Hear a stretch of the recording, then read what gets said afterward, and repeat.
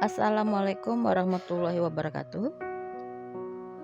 Oke, kita coba baca dulu, pertanyaan yang diberikan oleh beberapa ini coba kita kumpulkan ya, biar kita bahas biar jadi enak.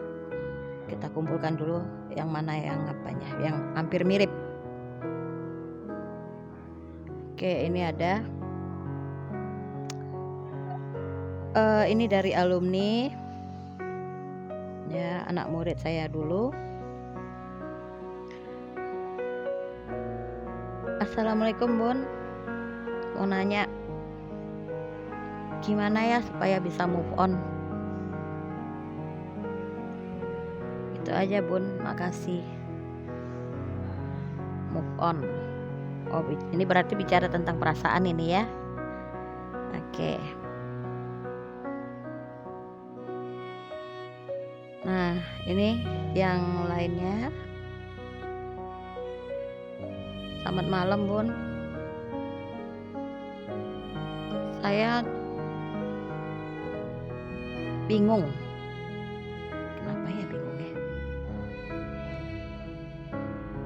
Gimana mau menceritakannya? Ada sedikit permasalahan. Saya suka sama seseorang, tapi begitu saya mencoba untuk masuk dalam dunianya, kayak macam dunia lain ya. Dalam dunianya, kumpul dengan teman-temannya, saya ngerasa nggak sreg. Kok tidak nyambung pembicaraan mereka. Saya jadi kurang bisa berinteraksi dan masuk ke dalam dunia mereka.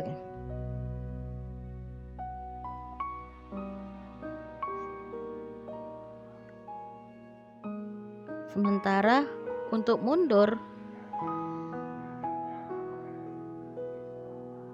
saya belum bisa karena saya sangat menyukai dia. Jadi saya mencoba untuk melatih diri saya. Tapi saya bingung, Bun. Saya selalu merasa ilfil, merasa terasing di dalam dunia dia. Saya susah untuk menjawab ataupun mengikuti alur cerita kawan-kawannya. Saya sering mengantar kemana dia pergi kumpul sama kawan-kawannya. Saya mencoba untuk menyatu, membaur, tapi tetap saja saya merasa asing. Gimana ya, Bun? Supaya saya bisa membuka diri, saya bisa lebih bersosialisasi atau lebih berinteraksi kepada kawan-kawannya, karena sepertinya kawan-kawannya ini, omongan kawan-kawannya ini mampu mempengaruhi dia. Saya nggak akan mungkin melarang dia untuk kumpul sama kawan-kawannya, karena hubungan kita belum sedalam itu. Oke, gitu aja Bun, makasih. Oke. Wow. Ya oke ya.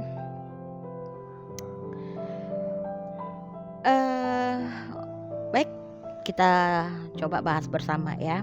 Hanya lagi satu yang Bunda tekankan kepada kalian. Di sini kita diskusi ya, kita diskusi. Artinya diskusi ini omongan yang kita pembicaraan atau materi yang kita bahas ini gitu. Bukanlah suatu jalan keluar yang harus diikuti, tapi ini bisa jadi suatu ilustrasi ataupun satu masukan, usulan gitu. Ya. Jadi bisa jadi ini adalah ya salah satu alternatif. Nah, pemikiran kalian gitu. Jadi ini yang kita bahas ini bukan paku mati ya. Kalian tuh harus begini, harus ini, enggak. Karena ini adalah diskusi. Ya, ini kita ada diskusi, kita membahas. Jangan malu untuk mengungkapkan apa yang kelemahan kita, karena bisa jadi kelemahan kita itu dimiliki oleh beberapa orang juga gitu. Tapi mereka susah untuk mengomongkannya, mereka susah untuk mengungkapkannya. Jadi dengan adanya kalian untuk bertanya seperti ini, mungkin sudah mewakili kesusahan mereka gitu. Oke, gitu. Terima kasih atas perhatiannya, atas komennya, kemudian pertanyaan-pertanyaan bagusnya. Wow, benar-benar bagus banget ini ya. Karena ini tentang manusianya ini. Bunda bukan seorang psikolog. Menjadi seorang sosiolog itu tidaklah mudah. Ya. Kita harus mengenal bukan hanya pribadi tapi seluruh masyarakat juga yang ada di lingkungan. Jadi mungkin kata-kata Bunda ada yang kurang, ada yang tidak relevan dengan sifat ataupun sikap ataupun dengan latar belakang permasalahan yang kalian hadapi. Bunda minta maaf.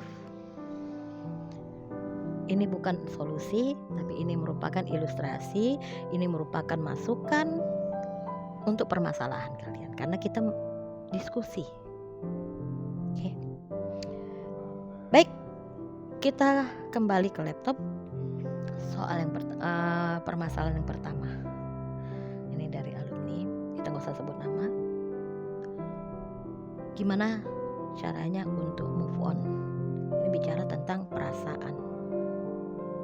Nah, bicara tentang perasaan, artinya mungkin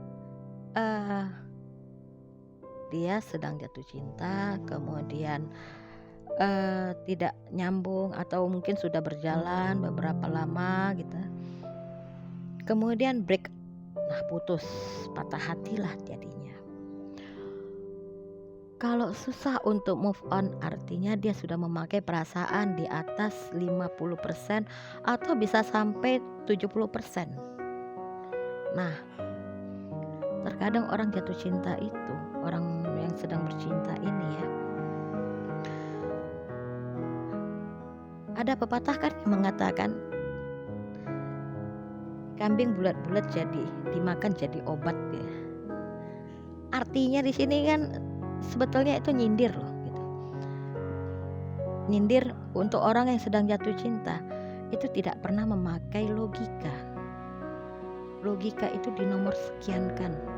Dia memakai perasaannya.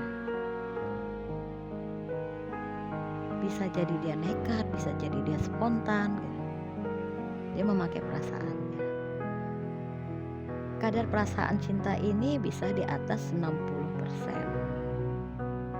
Yang sampai dengan nekat itu bisa di atas 80%.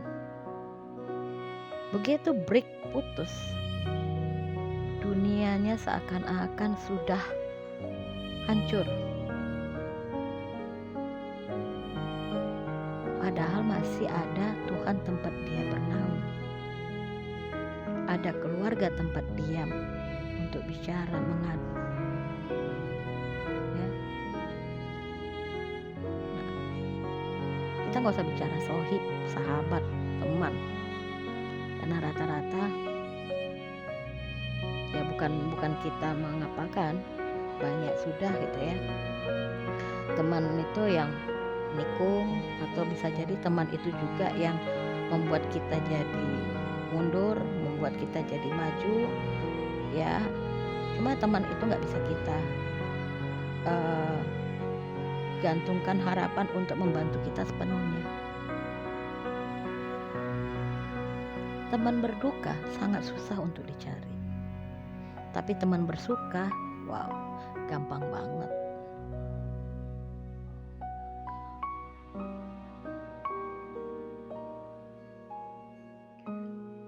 Sekarang kalau untuk move on ya, Lihat dulu ke dalam. Lihat dulu ke dalam.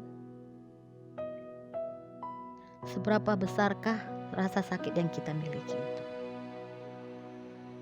Apakah sakit sekali, sangat sakit, atau sampai tidak terasa lagi sakitnya? Saking sakitnya itu ya berarti ya, sampai gak ngerasa lagi. Nah, kalau udah seperti ini, udah kita tahu kadarnya, nah, baru kita telaah lagi. Mari kita berandai. Kita cinta dia. Tapi apa terjadi? Rasa cinta dia kepada kita ternyata berkurang. Kita bingung, kenapa? Mengapa? Ada apa? Bagaimana? Apakah ada pihak ketiga? Kalau ada pihak ketiga, berarti kita tengok lagi ke diri kita. Kenapa? Kekurangan itu berarti juga ada di diri kita.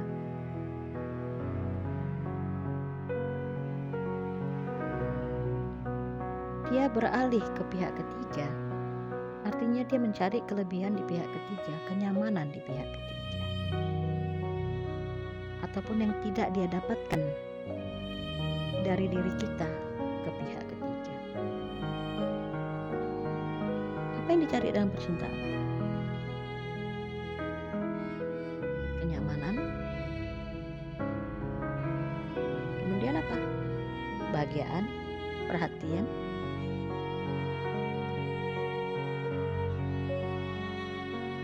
Apakah sudah cukup kita berikan sama dia? Kalau kita tanya ego kita sendiri, kita akan bilang, kurang apa aku memberikan hal yang dimintanya? Nah, yang namanya manusia itu punya rasa tidak puas. Selalu ada ketidakpuasan dalam diri manusia. Sekarang kemampuan kita untuk berpikir positif. Setiap kejadian pasti ada hikmahnya. Kalau ingin move on, perbanyak pikiran positif tersebut. Ya, mungkin aku bukan yang terbaik untuk dia. Dia mungkin bisa dapatkan yang terbaik di sana. Udah sanggup belum berpikir seperti itu? Kayaknya belum ya. Kalau belum bisa move on, berarti belum sanggup berpikir seperti itu ya. Artinya belum bisa ikhlas.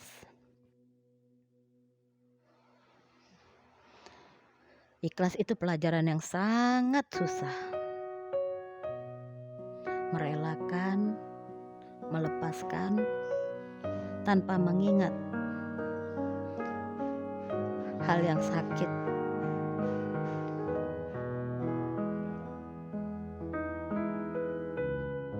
Sangat susah loh. Jadi lebih bagus kalau memang kita mau move on, kuatkan hati, kuatkan mental, kuatkan niat. Nah, kemudian apa? Janji sama diri sendiri. Janji sama diri sendiri.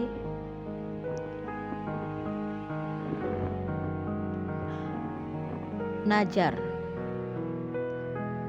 Seandainya aku bisa melepas masa laluku,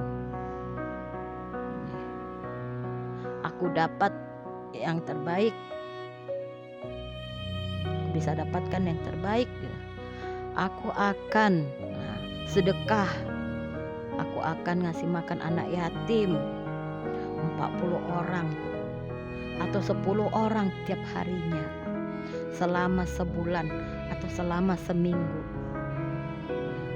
Coba najar sama diri sendiri. Semakin besar najarnya, maka semakin kuat juga niatnya.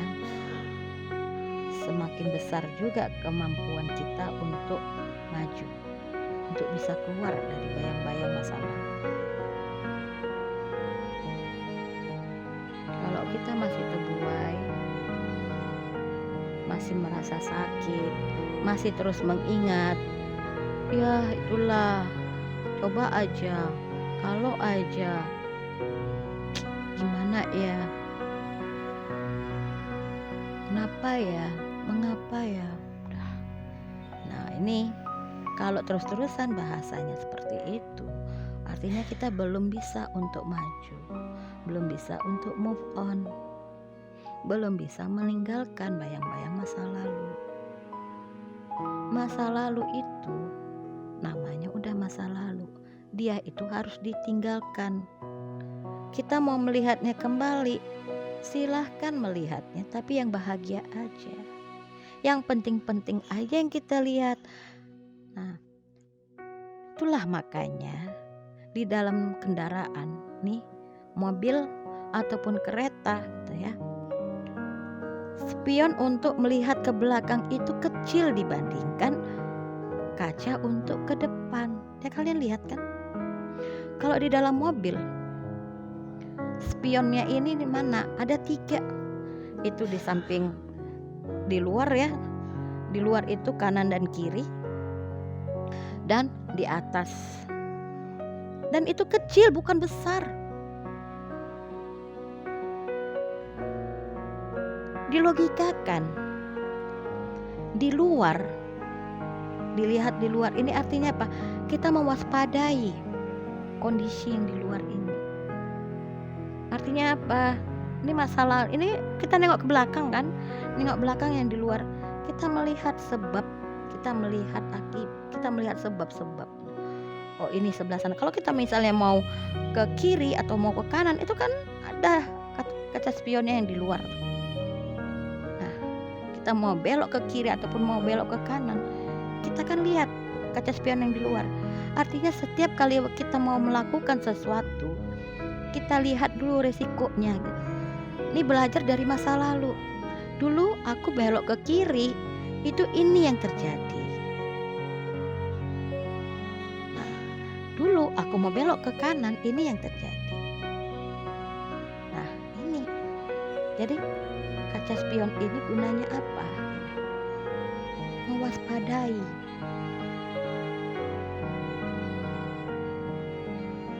Nah, bagaimana yang berada di dalam, yang berada di atas itu dan kecil itu gunanya apa?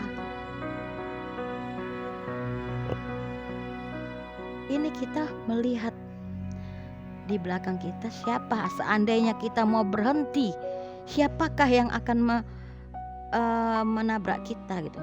Siapakah yang akan kesusahan? Seandainya kita menyerah, nih ya, seandainya kita menyerah, kita pasti rugi. Menyerah pasti mati, berhenti mati, nyerah mati. Kita pasti rugi. Tapi siapakah yang akan dirugikan?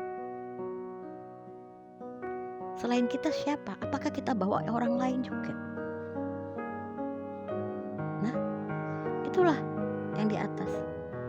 Apakah dia akan nabrak kita? Ataukah dia yang akan ditabrak oleh di belakangnya karena kita tiba-tiba ngerem? Nah, mungkin dia bisa waspada gitu kan? Tapi apakah di belakang dia itu waspada juga? Nah, kita nggak tahu kan? Jangan akibat kita menyerah, orang lain rugi. Cukup kita aja yang rugi. Bisa jadi keluarga kita ikut rugi loh, ikut terbawa sama ketidakmampuan kita. Jadi cambuk untuk diri kita agar terus jalan walaupun pelan. Terus jalan walaupun pelan.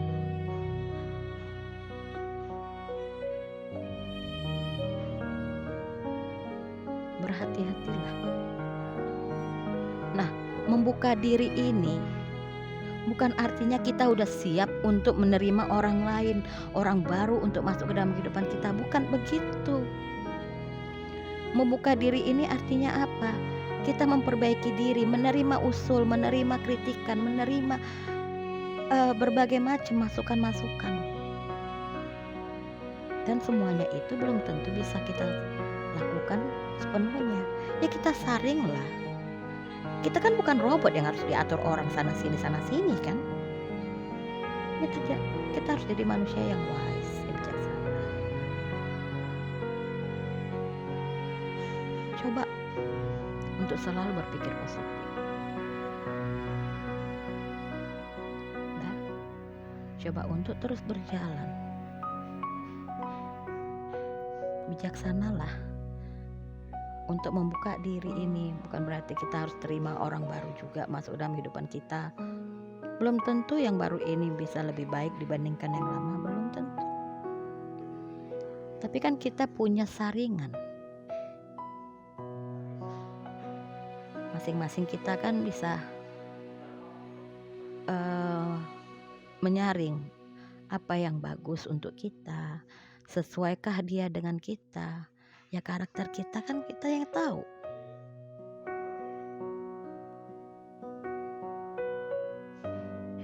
Oke.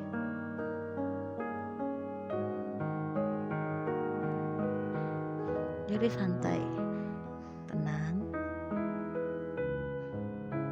Cobalah berpikir positif. Ya, jangan menyerah. Perbaiki diri. Itu yang utama. Berpikir positif dan ingat ibadahnya perbaiki. Kembali dekat kepada keluarga.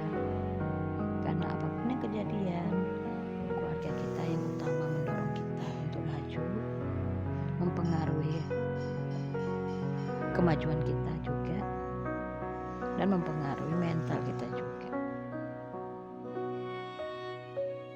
Ya.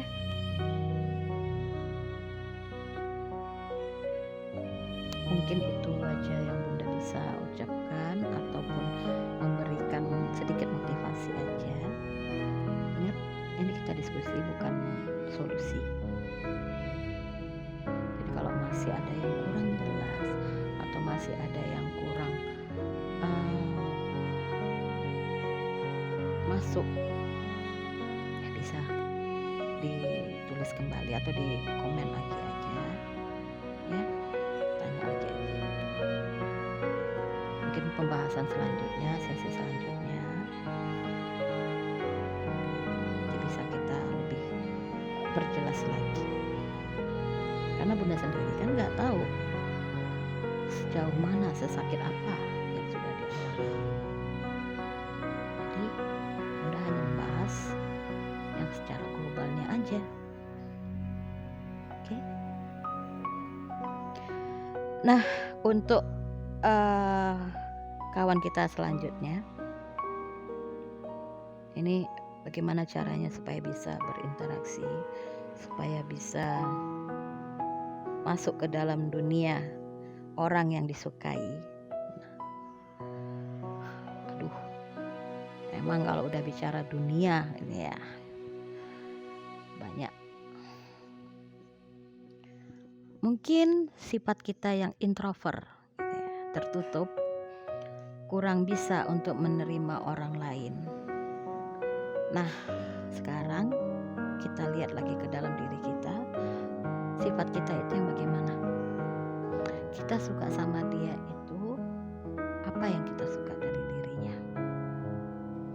Dan please, dalam setiap hubungan itu jangan coba-coba untuk mengekang.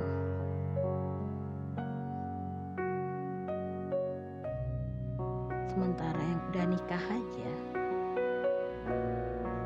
tidak ada pengekangan, hanya aturan yang tidak tertulis dan aturan agama itu yang udah tertera. Tapi kalau untuk pengekangan, ingat, setiap manusia itu punya hak untuk kebebasan dia berinteraksi, beraktivitas. Siapa kita yang mampu mengekang dia? Sudah sanggupkah kita membayar dia, menafkahi dia lahir dan batin, mencukupi dia?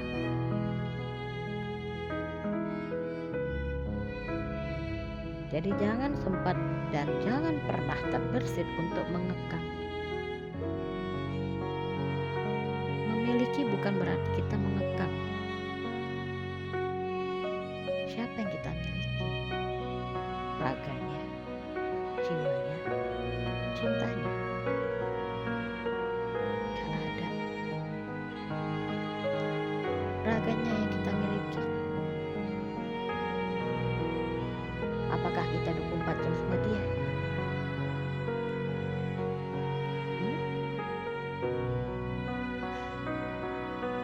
Enggak kan? Pasti ada suatu waktu yang dia butuh untuk sendiri, dia butuh untuk ke keluarganya beraktivitas dan di luar dari kita. Jadi raganya tidak bisa kita miliki. Apa? Soul, jiwanya. Enggak.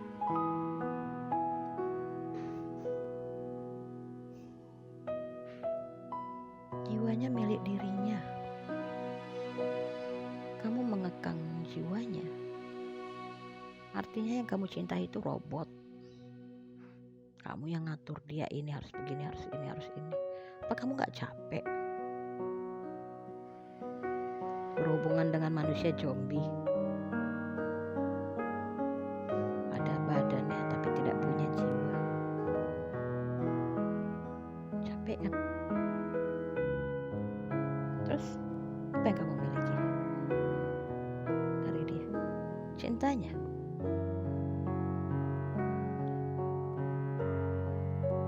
Yang namanya cinta itu di perasaan.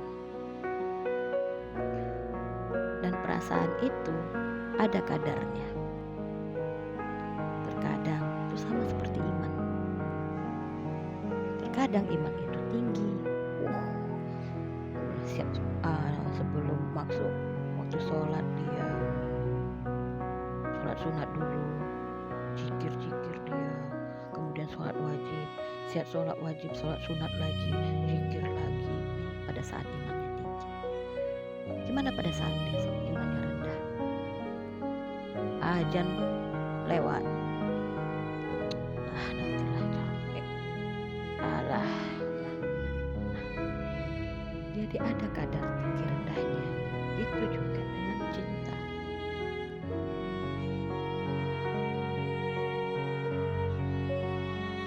Jadi yang mana kamu miliki?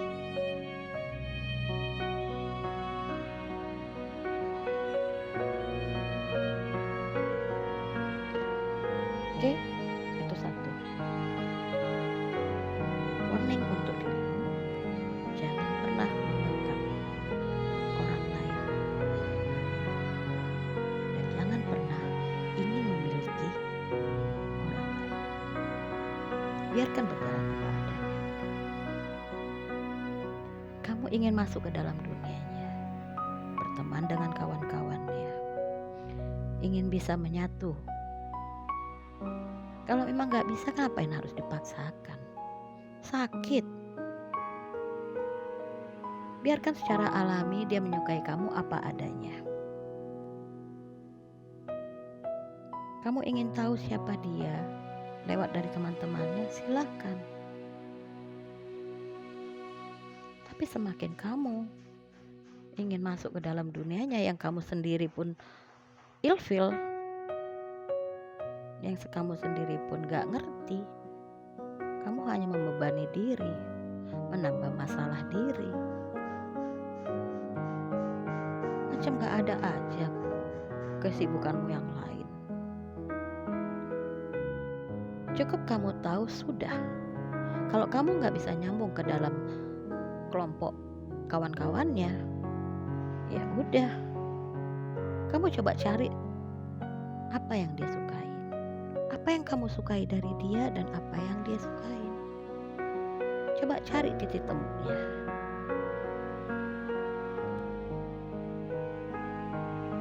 Nah, berjalanlah dari situ. Bukan memaksakan diri. Capek gak memaksakan diri itu? Seberapa lama kamu tahannya?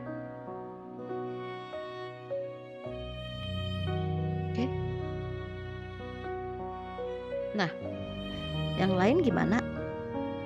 Udah bisa? Udah ngerti? Udah nalar kah?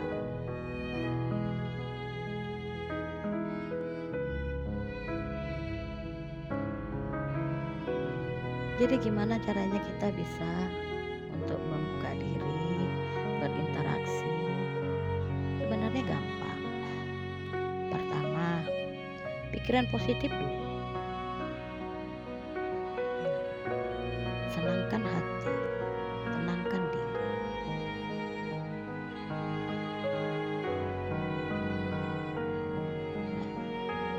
Senangkan hati, tenangkan diri. Kalau udah semuanya tenang, kalau sudah semuanya senang, segala sesuatunya itu nampak positif. Jadi kita pun gampang untuk ya membuka diri kita untuk ngomong gitu kan. Dan hati-hati, tidak semua omongan joke ataupun bercanda kita itu ditanggapi dengan bercanda dengan orang lain. Bisa jadi bercanda kita itu ditanggapi serius loh oleh orang lain. Karena kan kita tidak tahu siapa mereka, gimana mereka. Ingat satu ya, dalamnya laut dapat diduga, dalamnya hati tiada yang tahu. Jadi ya udah,